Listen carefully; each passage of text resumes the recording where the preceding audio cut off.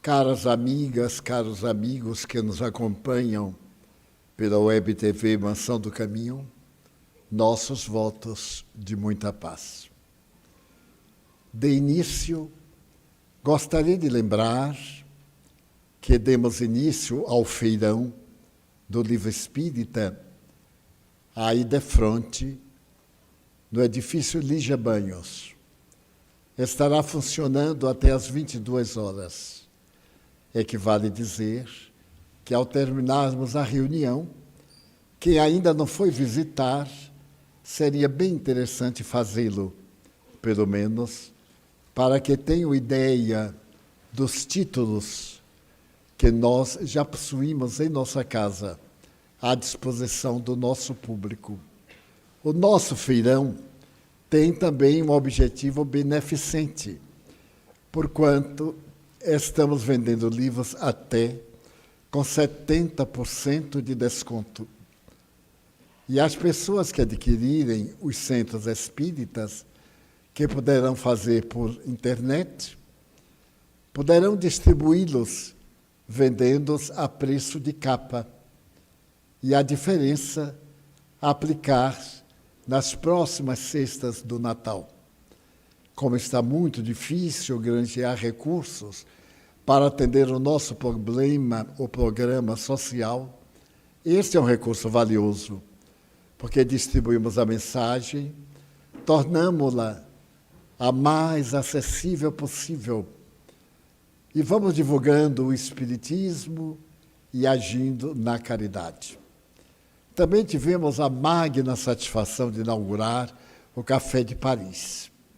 Desculpem ter sido em português, é que a partir da próxima reunião somente serão atendidas as pessoas que falarem o idioma do Pau da Lima, porque é o nosso objetivo, nossa mensagem, nossa homenagem pessoal ao nosso presidente, à sua esposa, à nossa Sônia, que é a encarregada deste setor de nossa casa. A inauguração foi comovente.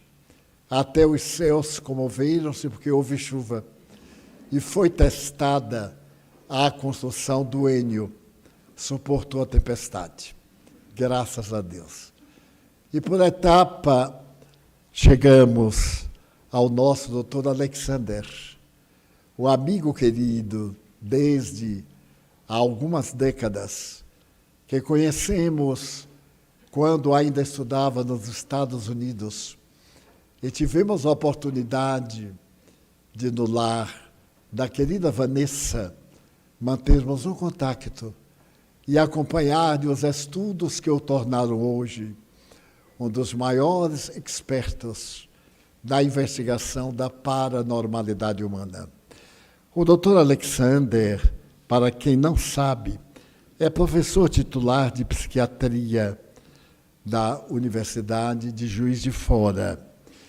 É também do Núcleo de Pesquisas em Espiritualidade e Saúde da Faculdade de Medicina da Universidade Federal de Juiz de Fora. É coordenador da seção de Espiritualidade, Associação Psiquiátrica da América Latina, ex-coordenador das seções de Espiritualidade e Psiquiatria das Associações Mundial e Brasileira de Psiquiatria. Mas, acima desses títulos nobres, conquistados com uma grande garra, é espírita. É um psiquiatra espírita devotado, cuja existência como mestre de psiquiatria na Universidade de Fora é dedicada, além de manter a grade escolar, à afirmação da sobrevivência da vida à disjunção molecular da matéria. Estando ele em Salvador, com membros da sua família de passagem, convidamo-lo, e ele aceitou vir estar conosco este fim de tarde e agora esta noite, trazendo-nos um belo tema para meditação, para reflexões. Agradecemos àqueles que atenderam ao nosso convite, àqueles que estão em mais 2 outras salas superlotadas e àqueles que nos acompanham através desta Web TV. Se não é a mais importante do Brasil, é a mais importante do bairro Pau da Lima. Então, com uma alegria imensa, a alegria do aluno diante do mestre, a palavra ao Dr. Alexander.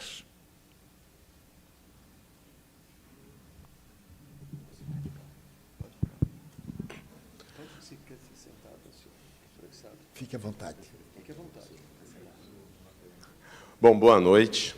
Eu perguntei se podia ficar em pé, porque sentado eu não consigo, né? Assim, quem me conhece sabe que eu tenho um certo desassossego, então eu preciso ficar de pé. Então, primeiramente, eu gostaria de agradecer a presença de vocês, aos que nos assistem pela internet, agradecer ao querido Divaldo, Mário Sérgio, Peixinho, a todos que nos recebem com muito carinho, a mim, a minha família. É um prazer e uma honra. E também a segunda vez que eu visito a Mansão do Caminho, a primeira vez foi há mais de 20 anos, quando eu vim para o Congresso Brasileiro de Psiquiatria aqui, e eu fiquei muito impressionado, já naquela época, há quase 20 anos atrás, de ver as dimensões, a capacidade de trabalho e o que é capaz de realizar pessoas determinadas, né? Determinadas com a busca no bem, com a persistência inabalável. É realmente impressionante. Agora, voltando quase 20 anos depois, me impressiona ainda mais ver esse trabalho e, sem dúvida, uma inspiração para todos nós. Muito bem. O tema que eu venho apresentar para vocês hoje faz parte de um trabalho que nós estamos fazendo já há bastante tempo, né? Eu sou psiquiatra, como foi comentado, sou professor de psiquiatria e trabalho há mais de 25 anos com as relações entre religiosidade, espiritualidade e saúde. E como a ciência pode explorar a religião, a religiosidade, a espiritualidade. Por muito tempo, ao longo do século XX, se dizia, no ambiente acadêmico e no ambiente intelectual, que a religião, a religiosidade estava desaparecendo, estava fadada a desaparecer, porque, com o avanço do conhecimento, dos estudos, da ciência, as pessoas reconheceriam que a religião é apenas uma criação humana, que as experiências espirituais que falariam de uma dimensão espiritual seria apenas uma projeção de necessidades humanas, uma alucinação cerebral ou um fruto apenas de uma pressão do ambiente cultural que todos nós vivemos. E que, além de tudo, a espiritualidade também seria algo deletério, geraria neuroses nas pessoas, as pessoas seriam saudáveis se abandonassem a religião. Isso foi boa parte do que foi apresentado como o conhecimento estabelecido no ambiente acadêmico durante quase todo o século XX. Final do século XX, vários pesquisadores de destaque começam a explorar esse tema do ponto de vista verdadeiramente científico. O que nós tínhamos antes eram afirmações de pessoas de destaque, afirmações de pessoas famosas, até de pesquisadores famosos, mas muito pouco de pesquisa científica de qualidade. Até que se começa, Harold Koenig, por exemplo, na Universidade de Duke, nos Estados Unidos, um dos principais nomes nessa área, começa a fazer pesquisas sobre, primeiro, a frequência com que as pessoas têm alguma forma de religiosidade, de espiritualidade, e como isso impacta a saúde, a vida de cada um de nós. E duas coisas, ao longo dessas décadas, começa por volta de 1980, essas pesquisas, nessas 40 anos de pesquisas, aproximadamente, o que se comprovou, primeiro, que a religiosidade e a espiritualidade continua muito frequente no mundo inteiro, se mudou, teve uma série de transformações, mas a maioria da humanidade, de longe, tem uma religiosidade, uma espiritualidade. Só para a gente ter uma ideia, no mundo, 84% da humanidade tem uma religião. E dos 16% que não tem uma religião, a maior parte acredita em Deus ou em espíritos ancestrais, algo do gênero. No Brasil, segundo pesquisa do Datafolha deste ano, de junho deste ano, 88% dos brasileiros têm uma religião E dos 12% que não têm religião, 9 em cada 10 acreditam em Deus. Então, no Brasil, por exemplo, apenas 1% da população não acredita em Deus. Então, mostra que agora, em pleno século XXI, em 2022, a religiosidade e a espiritualidade continua muito importante. Segundo ponto, a religiosidade e a espiritualidade impacta a saúde.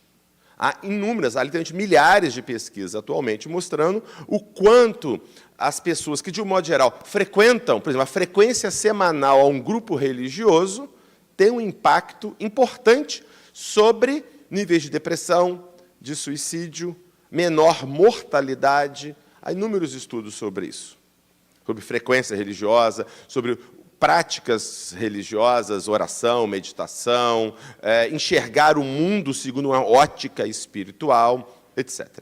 Então, 2 pontos já estão bem estabelecidos hoje em dia do ponto de vista acadêmico. Isso já é consenso.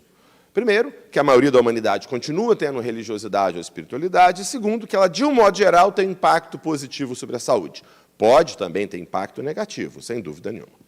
O grande desafio hoje em dia, nessa área, é levar para os profissionais de saúde, por exemplo, médicos, enfermeiros, psicólogos, aprenderem a lidar com esse tema nos seus pacientes. E isso está crescendo também. Agora, surge um outro grande desafio, uma outra grande questão, que é o tema da nossa fala aqui hoje. Quase todas as tradições espirituais e religiosas falam de um tema, que é a sobrevivência após a morte. De uma forma ou de outra, no hinduísmo, no budismo, no islamismo, no cristianismo, nos indígenas brasileiros, no espiritismo, há uma ideia de que nós somos mais do que este corpo e que esta outra coisa que nós temos, esse outro aspecto nosso, sobrevive à morte corporal. A noção, de certa forma, de vida após a morte. Então, essa é uma questão central na maioria das tradições espirituais. E o que nós temos investigado é sobre a investigação científica deste tema. E é o que nós vamos conversar hoje, que é o tema deste livro. Nós acabamos de publicar esse livro, que se chama, em português, Ciência da Vida Após a Morte, que foi publicado por uma revista, uma editora acadêmica internacional, justamente para o ambiente acadêmico, mas, ao mesmo tempo, aberto para o público em geral. Tá certo? Esse vai ser o tema nosso. Então, a apresentação aqui é uma apresentação, basicamente, do que existe de pesquisa no mundo científico brasileiro e internacional, de excelência, sobre este tema. A primeira pergunta que vem é o seguinte: a questão de vida após a morte sempre foi uma questão religiosa e filosófica. Os filósofos lidaram com isso. Platão, na antiguidade, as religiões trabalham com esse tema. Mas tornar isso uma questão científica? Será que isso é possível? Isso é muito interessante. A maioria das pessoas não sabe que é possível investigar cientificamente a questão da sobrevivência após a morte. E, na realidade, desde meados do século XIX, 1850, 60, teve todo um movimento que começa na Europa, expande para as Américas e depois para o mundo inteiro, de investigação científica deste tema, que é o que nós vamos apresentar daqui a pouco, brevemente, para todos vocês. Muito bem. Para começar, deixa eu dar uma olhadinha aqui no meu roteiro. Eu não sou tão bom quanto o Divaldo poder falar tudo de cabeça e sem usar slide, então eu vou olhando aqui o índice do livro, que aí facilita o que eu vou falar. Como eu disse, a questão da espiritualidade, da sobrevivência após a morte, esteve em todas as tradições praticamente religiosas e filosóficas, desde na Grécia Antiga, Pitágoras, Sócrates, Platão. Todos eles trabalharam com esse tema. E depois, Tomás de Aquino, Santo Agostinho, Kant, Locke, quer dizer, toda uma tradição de filósofos nessa área. Assim como também, naturalmente, as tradições religiosas e espirituais. E vem uma outra questão também, antes de entrar nas evidências, se tem como investigar isso ou não, uma outra pergunta que se faz é o seguinte: mas hoje em dia, no nosso mundo, com as pessoas com conhecimento científico, as pessoas não acreditam nessa questão de vida após a morte. Muitos acham que a ideia de vida após a morte é uma ideia primitiva, de superstição, de que o conhecimento científico, acadêmico, vai desfazer. E há estudos muito interessantes mostrando, estudos no mundo, nos principais países mais populosos do mundo, mostrando, primeiro, que a maioria da população mundial acredita em vida após a morte. Primeiro dado. Segundo dado bastante interessante. E há evidências ainda em vários países, como no Brasil, França e Rússia, 3 países bem diferentes, que, ao contrário do que se imaginava, as pessoas com nível de escolaridade superior, que fizeram faculdade, universidade, acreditam mais em vida após a morte do que aqueles que não têm esse nível de escolaridade. Então, questiona a ideia, muitas vezes assumida, de que a crença de vida após a morte seria para alguém que teria uma ignorância dos conhecimentos acadêmicos e científicos. Mostra que, na sociedade, não é assim que funciona. Muito bem. Dado esse ponto todo, vem uma outra pergunta importante. Algumas pessoas consideram que a vida após a morte seria uma ideia anticientífica.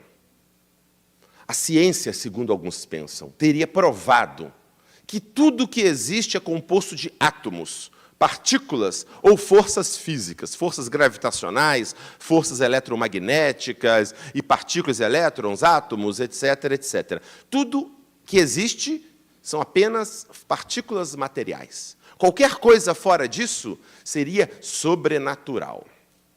Outra ideia muito frequente também, que as pessoas aceitam como se fosse verdade, seria de que já teria sido provado de que o cérebro gera a mente, a consciência, isso que pensa, isso que sente, isso que tem vontades, isso que sofre, isso que se empolga, isso dentro de nós, a nossa mente, a nossa consciência, a nossa alma, segundo muitos, a ciência teria provado que o cérebro é que gera isso. Bom, se o cérebro é que gera a consciência, e quando o cérebro morre, não pode existir mais a consciência. Então, está resolvido o problema. E, além disso, também, se está provado que tudo que existe é só matéria, toda essa conversa de experiência espiritual, de visão de pessoas já falecidas, de experiência fora do corpo, tudo isso seriam também superstições, seriam ilusões, etc., etc. Esses são os 2 principais argumentos, a priori, contra. E o que a gente precisa fazer, antes até de apresentar as evidências da sobrevivência da consciência, de discutir sobre elas, é preciso abordar esses 2 obstáculos. Porque, se, de fato, se for verdade que só existe matéria, não tem que discutir de vida após a morte. Se for verdade que o cérebro é que gera a consciência, e acabando o cérebro, não tem mais mente, não tem mais eu, não tem mais nada, acabou a discussão de vida após a morte. Muito bem. Aí vem um dado muito importante. Segundo a melhor formação acadêmica, os melhores filósofos, cientistas e tudo mais, primeiro, se sabe que a ideia de que, primeiro, que é falsa a ideia de que a ciência teria provado que tudo que existe são só átomos, matéria e forças físicas, etc. Isso é falso. Nenhum cientista jamais provou isso, até porque é impossível provar tudo que existe no universo. A ciência vai estudar coisas específicas, vai estudar o comportamento dos corpos, o Sol atraindo a Terra, por exemplo. Vai estudar a passagem da carga elétrica num fio. Vai estudar coisas muito específicas. Dizer tudo que existe no universo não é tarefa da ciência. Então, isso é um pressuposto, uma ideia, um pressuposto filosófico, metafísico, até ideológico, que chamamos de materialismo. Então, o materialismo, a ideia de que tudo que existe é matéria, não é um fato científico. É um pressuposto filosófico, é uma opinião filosófica, digamos assim, que o cientista pode ou não ter. É falso também que o cientista necessariamente é materialista. Na realidade, a ciência que a gente conhece surgiu por cientistas que não eram materialistas. Os fundadores da ciência moderna, como Francis Bacon, Kepler, Newton, Galileu, todos eles não só não eram materialistas, como eram profundamente religiosos e viam, inclusive, a sua prática científica como um modo de louvar a Deus. Ao estudar a criação, eu entendo e louvo o Criador. Então, este é um ponto muito importante. Então, primeiro, a ciência não provou o materialismo. O materialismo é uma hipótese ou uma visão de mundo que algumas pessoas têm, que equivocadamente apresentam como seria a ciência. Isso é falso. Segundo ponto, também não está demonstrado que o cérebro é que gera a mente, que gera a consciência. Essa é uma das hipóteses. Nós chamamos, tecnicamente, isso de problema mente e cérebro. O que quer dizer isso? Como o cérebro se relaciona com a mente? São duas ideias fundamentais. O cérebro, com as suas atividades elétrico-químicas lá dos neurônios, gera a consciência, que é a visão materialista, ou que a consciência seria algo além do cérebro, mas que usaria o cérebro como um instrumento, como ferramenta para poder se manifestar. São duas visões diferentes que estão ao longo da história da humanidade. Há várias outras possibilidades, mas duas principais que estão ao longo da história da humanidade sendo disputadas, e que as pessoas estão tentando refletir e entender. E até hoje, no ambiente acadêmico, não está comprovado qual que seria a correta. Então, várias opções são possíveis. Muito bem. Então, nós estamos... e só para dar um exemplo, as pessoas muitas vezes citam o seguinte, mas está provado que o cérebro é que gera a mente. Por exemplo, se eu sofrer um acidente de carro e sofrer um acidente e o meu cérebro for parcialmente destruído, eu posso ter problemas, por exemplo, na minha memória, eu posso ter problemas na minha personalidade, ficar mais impulsivo, ficar mais desinibido sexualmente, eu posso ficar mais agressivo, mais apático, ou posso começar a ouvir vozes. Tudo isso pode acontecer. E muitos entendem, então, o quê? Olha, está vendo? Se eu lesei o cérebro e lesou e modificou a mente do indivíduo, isso mostra que o cérebro é que está gerando a mente. Outro argumento que é utilizado também. Se eu fizer um exame de ressonância magnética funcional que mostra como o cérebro está funcionando a cada momento, quando, por exemplo, eu estou pensando no amor que eu tenho pela minha família, eu vou ativar algumas áreas do meu cérebro. E algumas pessoas falam, está vendo? Está provando. Olha, ele pensou no amor dos filhos dele, aquela área está ativada. Então, aquela área ativada é que está gerando esse amor aos filhos. Então, essas são algumas visões que são entendidas como provas de que o cérebro é que gera a mente. Mas, isso é um dado muito interessante, algumas pessoas acham que, então, basta conhecer um pouco esses dados de neurociência, de neurologia, de psiquiatria, para a gente poder provar que o cérebro gera a mente e o materialismo é verdade. Porém, é muito interessante saber que os fundadores da psicologia científica e mesmo da neurociência conheciam esses fatos e não eram materialistas. Pelo contrário, aceitavam a ideia de que o cérebro era algo, a mente era algo além do cérebro. Por exemplo, William James. William James, psicólogo, médico, filósofo da Universidade de Harvard, um dos grandes fundadores da psicologia científica. Ou Wilhelm Wundt, psicólogo alemão, considerado o grande fundador da psicologia científica. Os dois conheciam muito bem esses fenômenos que eu acabei de escrever, e os dois não achavam que isso provaria que o cérebro geraria a mente. Outros dois exemplos de neurocientistas, por exemplo, para quem é da área da medicina, da psicologia, vai ouvir falar do homúnculo de Penfield, que é uma área do cérebro, a gente vai ver, uma representação no cérebro do corpo humano. E Penfield é um neurocirurgião canadense que fazia o seguinte, olha que interessante. Isso foi nos anos 60, por ali. Ele tinha que tratar pessoas com epilepsias muito graves. E ele tinha, como neurocirurgião, que tirar do cérebro a parte que estava gerando a epilepsia. Sabe o que ele fazia? Ele operava as pessoas, abria o crânio com a pessoa acordada, só com anestesia local. A pessoa ia para o centro cirúrgico, fazia anestesia local, o paciente acordado, abria o crânio do indivíduo, tirava a calota craniana e dava uns pequenos choquinhos no cérebro do indivíduo para poder ver se ele descobria a parte aonde estava gerando as crises epiléticas graves desse indivíduo. E, ao dar esses choquinhos, ele começou a descobrir que função cada parte do cérebro tinha. E ele, o Wilber Penfield, neurocirurgião, inicialmente ele era fisicalista, materialista. Ele achava que o cérebro é que gerava a consciência, que gerava a mente.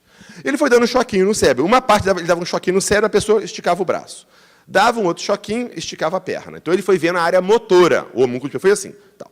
Depois, ele deu um choquinho em outras áreas e a pessoa sentia um toque no braço, um toque na barriga, um toque na coxa e tudo mais. Ele foi vendo as áreas sensoriais do cérebro. Desenhou lá. E foi desenhando, e foi vendo, dava choquinho numa área, a pessoa tinha, às vezes, vinha uma lembrança na mente da pessoa, etc. e tal. Mas ele foi vendo que não tinha nenhum lugar que ele dava choquinho que fazia a pessoa tomar decisões, fazer escolhas, amar alguém, as questões realmente humanas. E, após esse estudo todo, ele conclui que o cérebro não é o cérebro que gera a consciência. Não tem área nenhuma que eu dê choquinho no cérebro que vai gerar a decisão humana mais profunda. Ele publica um livro, The Mystery of Mind, o Mistério da Mente, em que ele conta toda essa história. Então, ele é um exemplo, mais um exemplo, de um dos fundadores da neurociência que também não tinha essa visão fisicalista. E por quê? Porque esse mesmo fenômeno que eu falei, de lesar o cérebro e a pessoa alterar a mente, ou de você encontrar uma relação entre a atividade do cérebro e da mente, pode ser explicado, sim, do cérebro estar gerando a mente, como pode ser explicado se o cérebro for um mero instrumento para a mente se manifestar. Vou dar um exemplo. Imagine que vocês, quem está me vendo no vídeo, na tela aí, por exemplo, vamos lembrar o seguinte. Quando eu era criança, eu via Sítio do Pica-Pau Amarelo. Quando eu era criança, eu via o sítio, e eu achava que o Visconde de Sabugosa e a Emília moravam dentro da minha TV lá em casa. Eu morava lá dentro. Só depois que eu cresci, que eu descobri que não, que a TV era um aparelho que captava uma imagem de outro lugar, que ela era só um meio para eu poder perceber, mas que eles não moravam ali dentro. Essa é a analogia que a gente pode fazer da mente com o cérebro. Se eu imaginar que o cérebro é como o aparelho de TV, o cérebro permite que a mente se manifeste daquele modo. Do mesmo modo que o aparelho de TV permite que o programa se manifeste daquele modo, mas ele não está lá dentro. E olha que interessante, se eu lesar o meu aparelho, se eu estragar, arrancar uns fios, deteriorar o circuito do meu aparelho de TV, ou eu não vou conseguir ver mais o meu programa, meu Sítio Papai Amarelo, ou a imagem vai ficar ruim, o som vai ficar ruim, porque o instrumento de manifestação do programa ficou prejudicado. Do mesmo modo, se eu lesar o cérebro, a consciência não consegue se manifestar adequadamente. E, do mesmo modo, também, vai haver relação entre, se eu for ver, a ativação dos circuitos da TV e a imagem que está passando. Tal ativação de imagem vai gerar tal ativação de circuito. Isso não prova que a TV é a causa última do programa do Visconde de Sabugosa. Do mesmo modo no cérebro. O que eu quero dizer? Que esses dados científicos que a gente descreveu aqui antes, eles apenas mostram que o cérebro é importante para a mente se manifestar, mas que necessariamente a mente é um produto do cérebro. A mente pode ser apenas um instrumento do cérebro. Muito bem. Dado isso, então estamos empatados. Até aqui nós estamos empatados. Continua o mesmo problema. O cérebro produz a consciência, o materialismo, ou o cérebro é um instrumento de manifestação da mente, que pode ser chamado de dualismo ou outras perspectivas.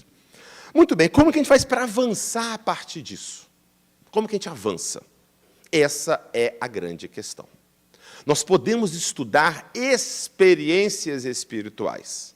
As experiências espirituais são exatamente relatos que sempre aconteceram em todas as culturas, em todas as épocas da história da humanidade, de pessoas relatando estarem, de alguma forma, em contato com uma dimensão transcendente, que vai além da matéria, uma experiência espiritual. Por exemplo, experiência fora do corpo. A pessoa está dormindo, ou está em parada cardíaca, alguma coisa, e se vê fora do corpo. A pessoa tem uma visão de um parente ou de um amigo já falecido. A pessoa tem, por exemplo,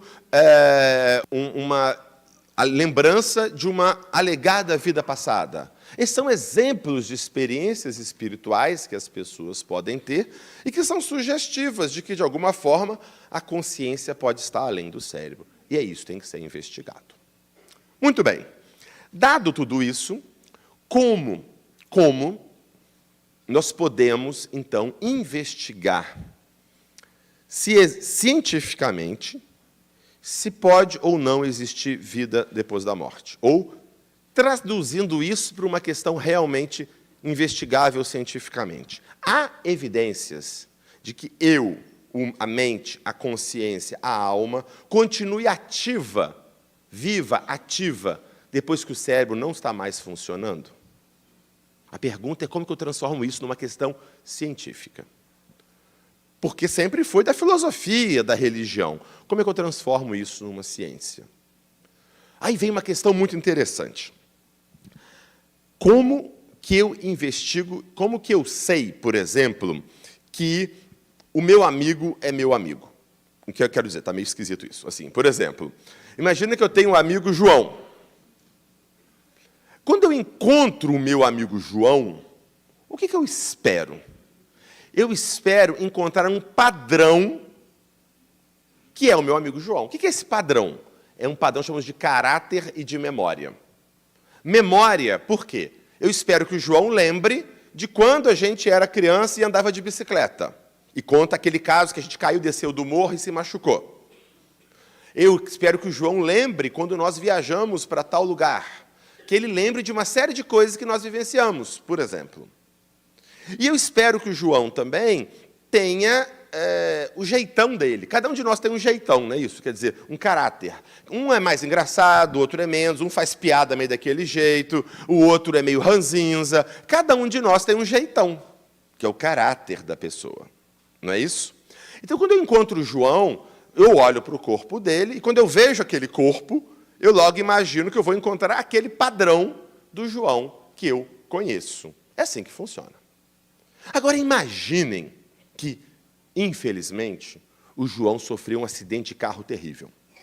Teve o corpo inteiramente queimado. Ficou desfigurado completamente. E teve ainda os membros amputados. E aí, ele ficou completamente irreconhecível. Se você olhar para ele, você não tem como reconhecer mais que é o João. E imagine que, algum tempo depois, eu encontro o João. Mas eu olho para o João e não sei se é o João. Eu olho, eu não consigo reconhecer. E vamos dizer que não tem teste de DNA. Como que eu vou saber que o João é o João? Como que eu vou saber? Porque olhando para ele, não reconheço nada. Nem pelo tamanho, porque ele sofreu amputações. Ele está totalmente desfigurado. Olhando para ele, eu não reconheço o João. Eu não tenho teste de DNA. Como é que eu sei que é o João que não é um impostor, por exemplo?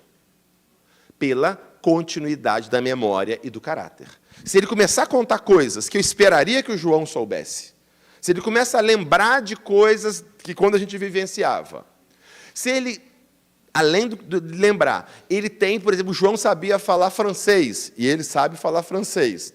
O João fazia umas poesias assim, o assado. Fazia uns repentes. Até comentei aqui de um amigo nosso, o Pedro, de Santa Cruz do Sul, que faz repentes maravilhosos. Se o Pedro estiver ouvindo, tudo bom, Pedro? E aí falamos dele hoje. Ele falou assim, e se ele faz repentes, por exemplo, e ele continua fazendo? E, além disso, o jeitão, a pessoa tem aquele humor, aquele jeitão e tudo. Eu me convenço, é o Pedro. É o João. É o João, naturalmente. Pedro, você está na minha cabeça. Então, é o afeto com os amigos. Então, aí, quer dizer, é o João, necessariamente. Quer dizer, pela continuidade do caráter da memória, eu sei que é o João. É essa que é a questão fundamental que fica na minha cabeça. Tudo bem. Até aí, isso, gente, estou falando para você, estou tentando resumir, isso é filosofia da mente. Hoje em dia, sim, é filosofia da identidade, da personalidade. É um tema muito estudado, hoje em dia, muito claro. A pergunta é o seguinte: e se o João tivesse morrido num acidente? Como que eu poderia ter evidências que aquele João continuaria vivo? Essa é a questão da sobrevivência após a morte, a investigação científica. Como que eu posso ter certeza ou testar que evidências me indicariam de que o João efetivamente continua vivo? É exatamente a mesma coisa. Se eu conseguir, de alguma outra forma, brincando com o aparelho de TV, aquele aparelho de TV desapareceu. Aquele cérebro não existe mais. Mas talvez eu consiga ver o Visconde Sabugosa em outro aparelho de TV. Ou no computador, ou no celular. Eu consigo que ele se manifeste de outra forma. Então, será que eu consigo, de uma outra forma, ter acesso à memória, à personalidade, o caráter, às habilidades do João depois da morte dele? Se eu tiver, eu posso investigar cientificamente a vida após a morte. O que era uma questão meramente filosófica, religiosa, não meramente no sentido negativo, né, mas era uma questão não científica, uma questão filosófica e religiosa, vira também uma questão científica. E é isso que, em meados do século XIX, começa a acontecer. Tanto com o espiritismo em Allan Kardec, com o espiritualismo moderno nos países anglo-saxões, com a metapsíquica na França, com Charles Richer, com o pessoal da Sociedade de Pesquisas Psíquicas de Londres, pesquisadores de Cambridge, começaram a investigar isso a partir de meados do século XIX. E o mais interessante, por 150 anos, desde então, muitas das melhores mentes humanas na filosofia e na ciência, desde então, se dedicaram a este tema. E é isso que nós vamos conversar aqui agora. Quais seriam as evidências possíveis de sobrevivência da consciência que têm sido estudados do ponto de vista científico? Muito bem? Vamos falar de 3 delas, fundamentalmente. Experiências fora do corpo e experiências de quase morte, experiências de aparição ou experiências mediúnicas e experiências de pessoas que alegam vidas passadas. Vamos tratar dessas 3 experiências, já que as 3 têm sido muito investigadas cientificamente. Há dezenas de pesquisas publicadas sobre elas no ambiente acadêmico. Vamos começar, então, com a experiência fora do corpo, especialmente na experiência de quase morte. Como eu disse antes, pela visão fisicalista ou materialista, se o cérebro, a atividade elétrica e química dos neurônios é que gera a mente, que gera o espírito, que gera a consciência, quando o cérebro para de funcionar, não tem mais consciência. Essa é a ideia. Se, quando o cérebro não está funcionando, ainda há evidências de atividade mental da pessoa estar pensando, sentindo, fazendo, sugere que a mente seja algo além do cérebro. E este algo poderia sobreviver. Muito bem.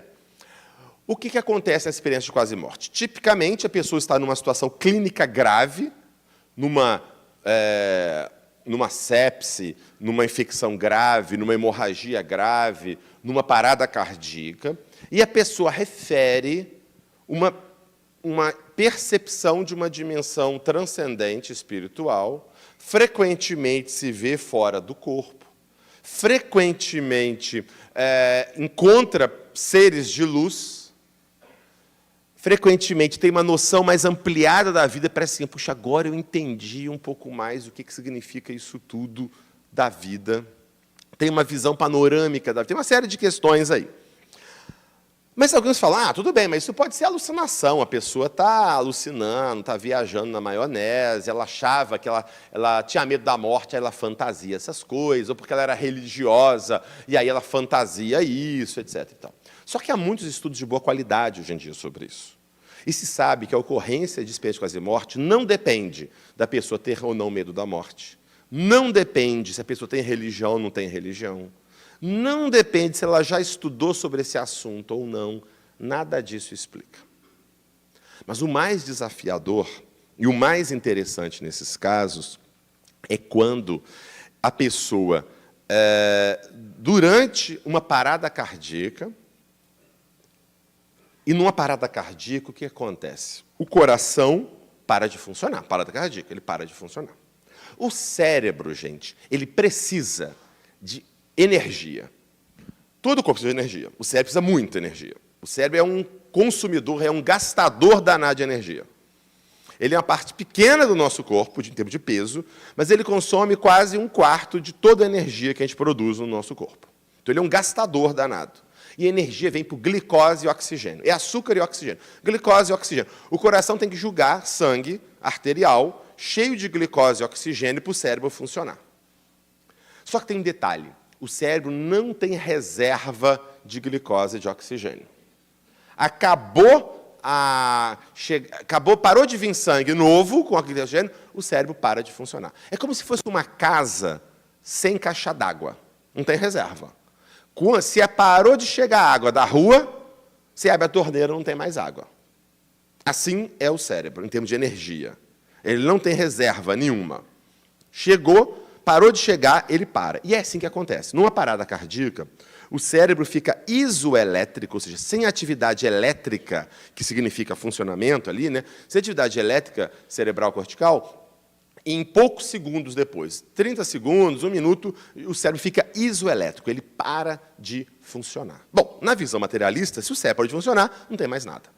Mas acontece que as pessoas referem, às vezes, percepções verídicas. Descrevem coisas que aconteceram efetivamente durante a parada cardíaca, quando a pessoa estava com o cérebro sem funcionar. Vou contar um caso para vocês, um caso famoso, publicado por um cardiologista holandês chamado Pim van Lommel. Bonito o nome, né? Pim van Lommel. Ele publicou esse artigo na revista The Lancet, considerada, provavelmente, a melhor revista médica do mundo. O que ele fez? Ele estudou vários hospitais na Holanda e estudou as paradas cardíacas. Ele estudou mais de 300 paradas cardíacas nos hospitais da Holanda e investigou a ocorrência de experiências de quase morte. Beleza.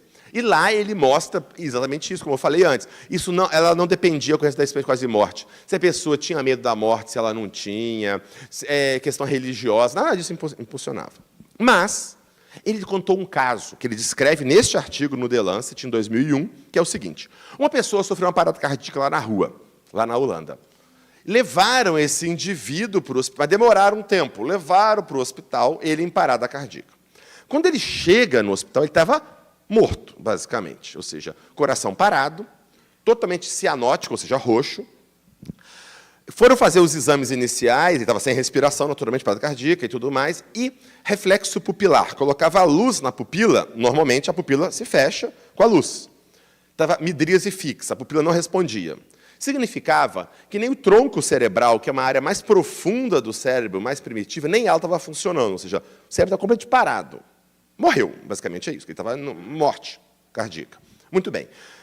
Começaram a reanimar esse paciente. Começaram a reanimar para tentar reanimar, e choque, e adrenalina, e vai fazendo o procedimento, e vão tentando, meio desanimado, porque o paciente já chegou parado há bastante tempo, assim, há vários minutos, tudo mais, tentando, conseguem. O coração volta a bater. Chama ritmo, começa a retomar o ritmo cardíaco, mas, claro, o paciente completamente inconsciente e tudo mais, sobem o paciente para a UTI, etc. e tal. Depois ele volta, ele melhora, ele volta para a consciência. E aí, mais de uma semana depois, ele está na enfermaria. Aí, de repente, chega uma enfermeira e ele olha para a enfermeira e fala: "Você sabe onde está minha dentadura?" A enfermeira olha para ele assim: "Como assim?" "Você sabe, você estava lá quando eu cheguei aqui no hospital. E a enfermeira ficou, porque ela estava mesmo, né? Aí ela ficou assim, meu Deus. E ela falou, mas eu sei que ele estava morto quando ele chegou aqui, ele não podia ter me visto. Eu vi que a pupila dele nem mexia. Bom, ele falou, você estava lá.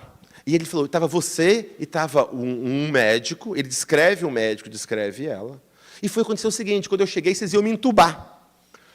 Mas aí vocês viram que tinha dentadura. Vocês tiraram minha dentadura e colocaram na gavetinha daquele carrinho cheio de uns potes em cima. Ou seja, o carrinho de parada. E ela tinha feito exatamente isso. Você guardou a minha dentadura ali. E mais, eu fiquei observando vocês fazendo, e teve uma hora que eu fiquei muito desesperado. Por quê? Vocês começaram a ficar falando que ia desistir, que eu não ia mais me reanimar, já que estava muito difícil, já achava que eu não ia ter mais volta. E eu comecei a gritar desesperado, não para, vai, não para. E aí, e a enfermeira só assim. Porque era verdade tudo isso. Efetivamente, ela tinha pego a dentadura dele, ela guardou no carrinho de parada, eles realmente estavam desanimando de reanimá-lo, estava ela e estava o médico, etc, etc, etc. Então, esse é um exemplo de percepção verídica durante uma experiência de quase morte, que é muito difícil de você explicar numa visão estritamente fisicalista, ou seja, de que seria o cérebro gerando a consciência. Mas se o cérebro não estava funcionando, como que ele estava gerando? E gerando a consciência fora do corpo, observando todas as situações. Se o cérebro nem reflexo pupilar, que é a coisa mais básica, a pessoa tinha. Então, esse é um exemplo de como... Esse é um exemplo, mas vários outros, como as experiências de... E as experiências de quase morte são tão importantes. Nós estamos fazendo atualmente uma pesquisa na Federal de Juiz de Fora, estamos com mais de 300 casos de EQM do Brasil inteiro, e as pessoas que fizeram relatos, né, de EQM...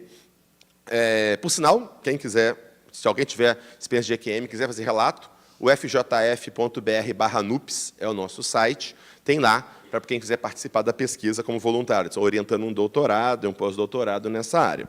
E aí, nós estamos com mais de 300 casos, e nós vimos para as pessoas que tiveram, em média, há 15 anos atrás, a experiência de quase morte, e a maioria delas refere que continua achando que aquilo ali realmente foi uma experiência espiritual verdadeira. E que aquilo mexeu profundamente com elas, com seus valores, com a sua vida. O que é muito diferente, por exemplo, de apenas um estado confusional na UTI que a pessoa tem, por exemplo. Bom, então, EQM, um tipo de experiência. Outro tipo de experiência são as aparições ou vivências mediúnicas. Tá certo? Vou contar 2 casos aqui para poder ilustrar. Mas para tanto na EQM há muitos outros estudos, né? Eu vou citar casos para ficar mais interessante para ilustrar, mas há muito mais detalhes sobre isso no próprio livro e tudo mais que a gente tem investigado. Então, sobre a aparição, vou contar um caso bem interessante que aconteceu nos Estados Unidos. Uma pessoa, o Chafin, ele tinha 3 filhos. E aí, ele brigou com 2. Fez um testamento deserdando os 2 primeiros filhos e dando todos os seus bens para o 3º filho. Beleza? E registrou esse testamento em cartório.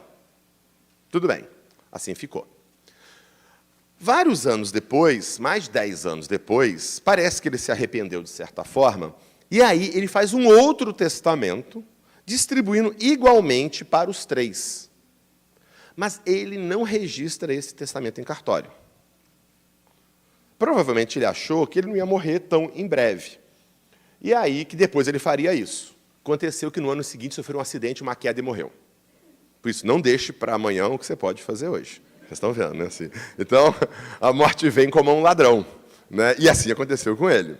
Ele morreu subitamente, e tudo bem. E aí, só que ninguém na Terra conhecia esse segundo testamento. Okay? E aí, ele morreu, distribuíram, deserdaram os 2 primeiros, deram tudo para o 3º filho. Muito bom. Até que, 3 anos depois, acho que é 3 anos depois, se eu não me engano, um dos filhos deserdados começa, de noite, a ver o pai no pé da cama. Ele ficou meio assustado, vocês imaginam, né? Ainda mais que estava meio assim com o pai, né? Aquela história toda, e começou a ver, noite após noite, o pai no pé da cama. E ele começou a achar estranho e começou a ficar com medo. Até que uma hora o pai fala com ele. Depois daquele susto todo, o pai aparece com um sobretudo e fala: o testamento veja no bolso desse meu sobretudo. E desapareceu. ele ficou estranho, achou estranho, mas no dia seguinte foi ver o que estava acontecendo. Foi procurar onde estava o sobretudo. Estava na casa de um outro irmão. Localizou esse sobretudo. Quando foram olhar no bolso, sobretudo, estava costurado o bolso. E lá dentro dessa costura tinha um papel com a letra do pai dizendo o seguinte: veja a minha Bíblia Antiga, capítulo 27 do Gênesis, do livro Gênesis da Bíblia. Ninguém entendeu nada. Foram procurar a Bíblia. Estava na casa da mãe. Foram na casa da mãe e acharam. Quando abriram a Gênesis, no capítulo 27, estava dobrado esse capítulo, as folhas do capítulo, e lá dentro estava anotado, no manuscrito dele, o testamento fazendo a distribuição dos três, para os três igualmente. E o capítulo 27 é um capítulo que tem a ver com a questão de relação pai e filho, etc. e tal, e tudo mais. Depois, esse caso então, foi levado à justiça nos Estados Unidos. 10 testemunhas confirmaram a caligrafia, que era efetivamente dele, e, no final, esse testamento novo foi tido como válido e foi feita a distribuição. Então, é um exemplo de situação de que como que uma informação que ninguém tinha, não poderia ser telepatia, né, não poderia ser fraude, porque a letra foi reconhecida por todo mundo como sendo a do pai, e era compatível, demonstrando o quê? Uma persistência daquela mente, daquela consciência do pai, e com o desejo de dar seguimento àquilo que ele queria, que era esse de corrigir uma injustiça. Então, esse é um exemplo. Um outro exemplo, para a gente poder ilustrar também, na mediunidade, obviamente, um caso típico, né? Não típico, mas um caso emblemático, o caso do Chico Xavier, por exemplo. Né? Ou seja, e ele tem vários tipos de evidência que podem nos ajudar muito a entender isso, e há várias pesquisas nesse sentido. Nós sabemos que a primeira obra psicografada pelo Chico foi Parnaso de Além Túmulo. Foi um livro, uma coletânea de poemas, né? Poemas atribuídos a múltiplos poetas portugueses e brasileiros já falecidos. Castro Alves, Casimiro de Abreu, Guerra Junqueiro, Olavo Bilac, etc., etc., etc. E o interessante é que, quando esse livro foi publicado, o Chico tinha apenas 22 anos. Nível de instrução primária, morando no interior de Minas, sem acesso à internet, 1932, obviamente. Sem acesso a grandes bibliotecas, a nada disso. E o que é interessante? Há um mestrado e um doutorado em literatura na Unicamp, do Alexandre Caroli Rocha, que investiga exatamente vários desses escritores e poetas, o estilo, a forma, o conteúdo, etc., que eles tinham em vida, e comparou com os poemas escritos através do Chico Xavier. E o impressionante é que há extrema similitude. E, para ser capaz de fazer isso com os dezenas de tipos de poetas e tudo mais, o Chico teria, primeiro, que ler o poeta, conhecer muito bem o estilo literário de cada poeta, estilo, muitas vezes, que só especialistas conhecem, de cada um deles, e não só isso, e ser capaz de repetir e simular cada um desses poetas apropriadamente. E, muitas vezes, rapidamente na frente de todo mundo. Só isso. Se ele fizesse isso com um poeta, já seria um fenômeno. Fazer isso com dezenas de poetas é um fenômeno maior ainda. Ou seja, há evidências, de certa forma, então, como uma hipótese mais plausível, que aquela consciência daquele poeta manteve a continuidade de caráter e de memória e de estilo que ele continua aqui. Esse é um exemplo de evidência. Há outros exemplos de evidência, por exemplo, estou citando apenas aqueles que foram investigados academicamente. Nós investigamos com um grupo de colegas cartas psicografadas pelo Chico Xavier. Né? Pais, né, tiveram seus filhos que desencarnaram e buscavam, através do Chico Xavier, cartas de contato. E o que nós fizemos, né, basicamente? Nós estudamos o quanto aquelas informações eram verídicas, corretas, Melhor, quantas informações eram corretas, isso. E depois tentamos ver se essa informação tinha sido passada para o Chico de alguma forma. Ou como o Chico poderia ter obtido essa informação de outras formas. E fomos analisando isso. E nós publicamos isso em revistas científicas, psiquiátricas, etc. E tal. E aí, o que nós encontramos, por exemplo? Algumas das cartas que nós estudamos, há, primeiro, informações, 97% das informações eram corretas, cartas com 15, 20 itens de informação, 97% corretas, os 3% eram, a gente não conseguia verificar, basicamente. E o mais interessante e impressionante é que havia informações que nem o familiar que foi obter a carta conhecia. Por exemplo, havia o caso em que o filho havia falecido e o pai estava mantendo pensamentos suicidas secretos, sem contar para ninguém. E o pai ia todo dia no cemitério até o túmulo do filho. Ninguém sabia disso. Os familiares não sabiam, ninguém sabia. E isso está na carta. Quer dizer, além disso, de uma informação que o familiar não sabia.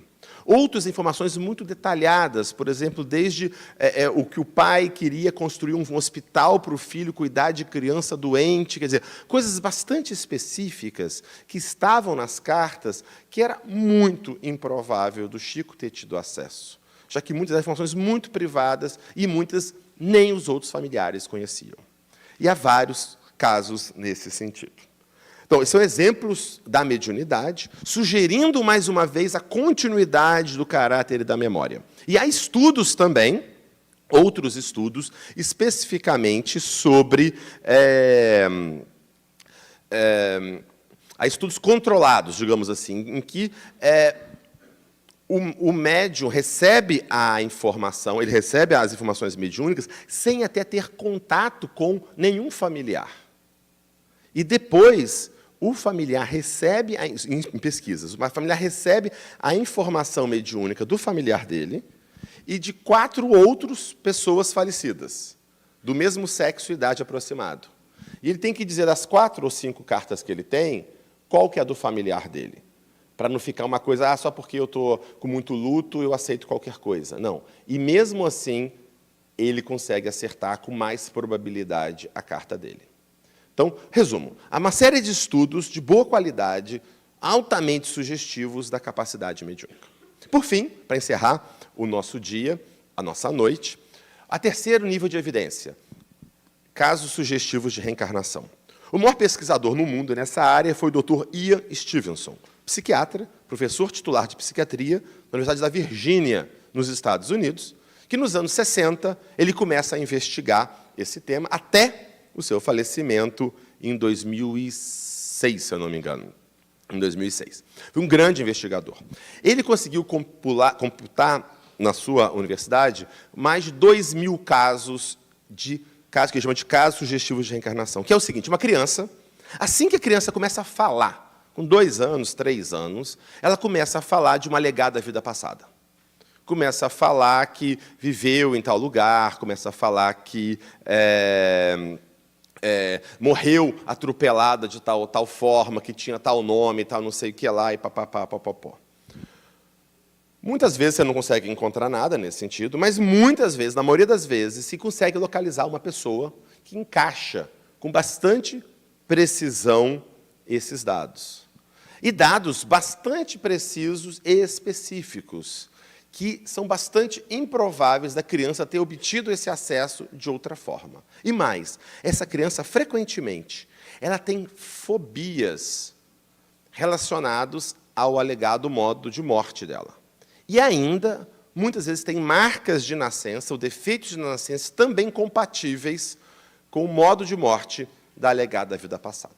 Eu vou contar, para encerrar, um caso ilustrativo da Purnima. Purnima era uma menina do Sri Lanka. Esse é um caso investigado pelo professor Erlendur Haraldsson, professor titular de psicologia na Universidade da Islândia, na Europa, e ele faleceu recentemente, e ele investigou esse caso e publicou.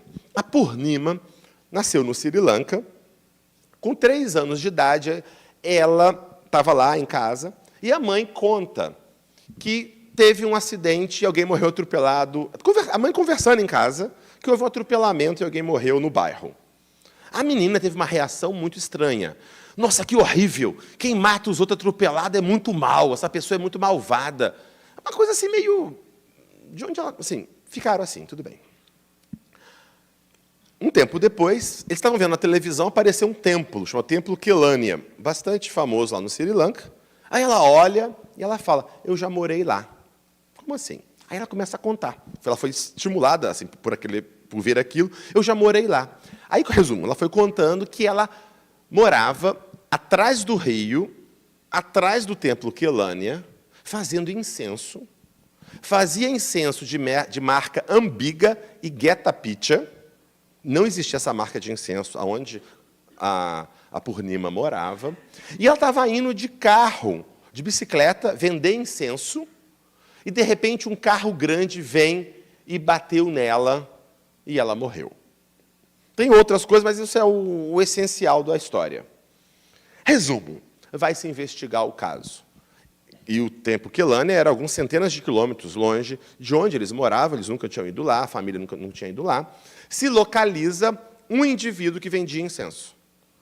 E esse indivíduo que vendia incenso teve um cunhado que fazia incenso de marca Ambiga e Geta Pitya. E mais, quando a Purnima foi lá, quando mostraram o envelope do incenso, falou, mas vocês mudaram, não era assim um envelope, não. E mudaram mesmo. E esse fazedor de incenso estava indo de bicicleta vender incenso no Templo Kelania, e ele é atropelado por um ônibus, e o ônibus passa com a roda aqui assim em cima dele, e ele morre. Muito bem. E aí, eles observam a menina tem uma marca de nascença. Ela tem várias manchas brancas nessa região, sobre a costela à esquerda. E eles conseguem ter acesso ao laudo de necrópsia do fazedor de incenso, que morreu por lesões nessa área, por fraturas da costela que penetraram pulmão e baço nessa região. Ao todo, a Purnima fez 20 afirmações sobre a vida passada, 14 delas eram corretas. 3 indeterminadas e 3 incorretas. Esse é um exemplo de um caso em que ela tinha uma reação emocional exagerada pela questão do acidente de carro, ela tinha a marca de nascença, ela tinha uma série de memórias bastante precisas, que é muito difícil explicar de outra forma. E ela tem... esse é um exemplo. Só que há, literalmente, milhares de casos investigados, inclusive do Brasil. Nesse sentido, o Ian Stevenson, ele investigava casos do mundo inteiro. Inclusive, ele tinha uma parceria com o Hernani Guimarães Andrade no Brasil. Quando eu estive num departamento lá da Universidade da Virgínia, eu tive a chance de ver as pastas sobre o Brasil e tinha as cartas do Ian Stevenson com o Hernani Guimarães de Andrade, discutindo os casos que tinham no Brasil. O Stevenson mandava perguntas para perguntar para os casos, o Hernani respondia, investigava e tudo mais e tal. Então, esses são 3 exemplos. Então, para finalizar mesmo agora, para encerrar de vez, nós estamos com casos de experiência fora do corpo, com quase de morte, aparição mediúnica e casos sugestivos de reencarnação. Todos eles fortemente sugestivos de uma consciência que vai além do cérebro e que consegue sobreviver quando o cérebro não está funcionando, indicando a continuidade do caráter e da memória. E são 3 tipos de experiências, há muitas outras, mas são as principais, que têm sido estudadas há décadas, ou até mais de um século, por dezenas de pesquisadores em diversos países, e todos encontrando casos e achados muito sugestivos. Então, ou seja, o que nós temos é uma convergência de resultados apontando para a gente, para efetivamente, a possibilidade de investigação científica sobre eventos da consciência, e 2, que esses dados são altamente sugestivos do ponto de vista científico dessa possibilidade. Ou seja, tem havido efetivamente um caminhar, né, de transformar esta questão da sobrevivência de uma questão puramente filosófica e religiosa para uma questão eminentemente também científica. Quem quiser conhecer e explorar um pouco mais, está no nosso livro, infelizmente, por enquanto, só em inglês. A gente está tentando trabalhar para tentar, no ano que vem, a gente conseguir uma versão em português, mas quem quiser e conseguir ler em inglês, na Amazon vocês conseguem comprar, Science of Life After Death, tem muito mais detalhes. Todos os casos citados, a referência científica, para quem quiser aprofundar. E é um livro aberto para quem tiver, não precisa ser de especialistas, é para pessoas que têm interesse de estudo e poder aprofundar. Eu queria agradecer demais a atenção de vocês, agradecer o convite e uma boa noite a todos.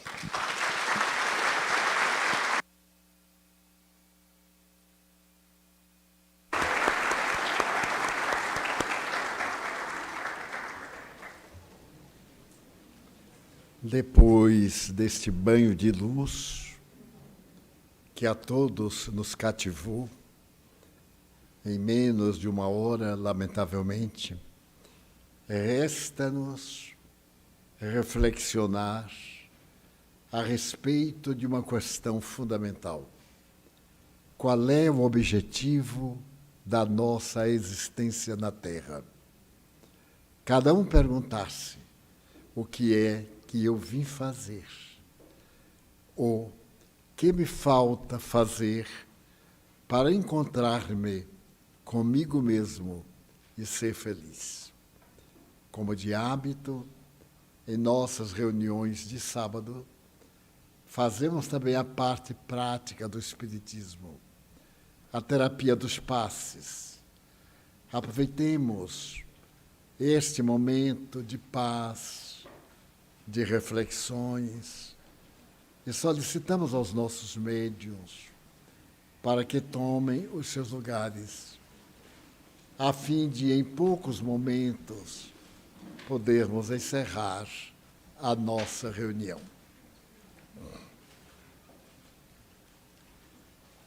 Senhor da vida e da morte,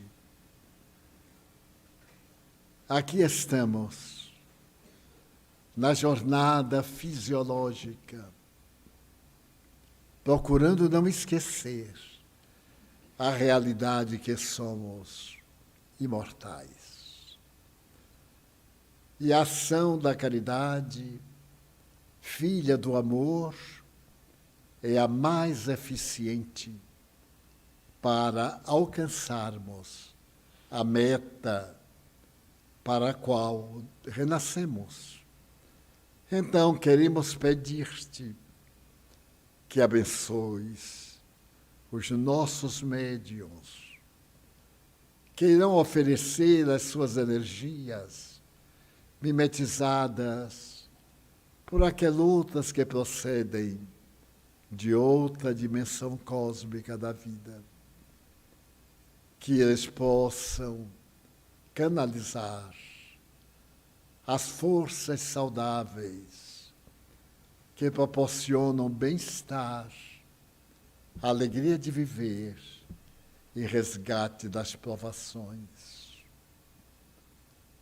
Em consequência, pedimos-te por nós próprios, a benefício do nosso ser, do ser que somos, mas incluímos aqueles aos quais amamos, nossos familiares, afetos de outra natureza, amigos, e sem dúvida, recordando-nos dos adversários, pedimos-te por eles, para que sejam felizes e, por efeito, nos deixem em paz.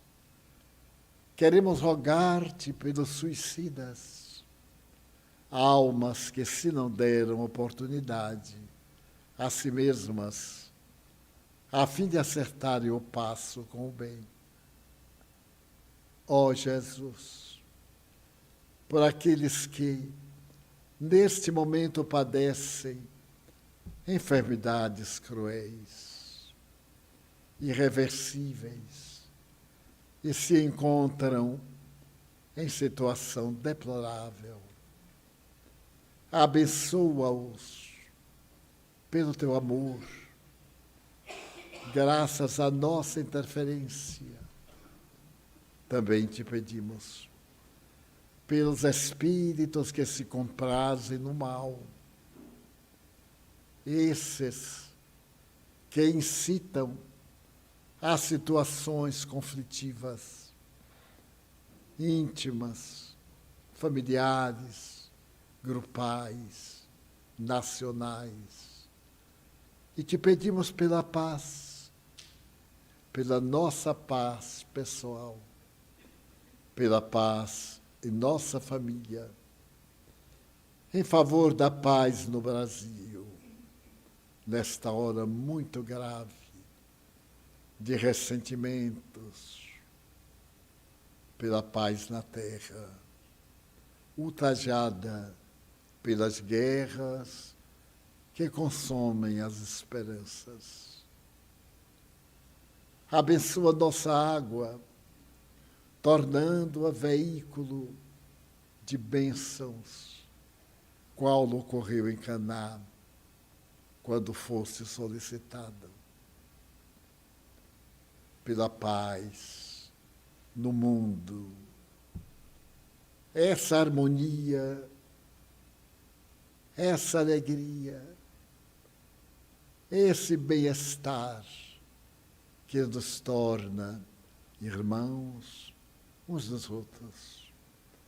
Agradecemos-te a noite, o dia, a mensagem que nos trouxe o irmão querido. Pedimos-te pelo seu messianato na terra, em teu nome, evocando a misericórdia do Pai, a tua bondade e a ternura da Mãe Santíssima, ao lado dos bons espíritos que nos assessoram. Encerramos a nossa reunião, formulando harmonia, saúde e paz para todos. Está encerrada a nossa reunião.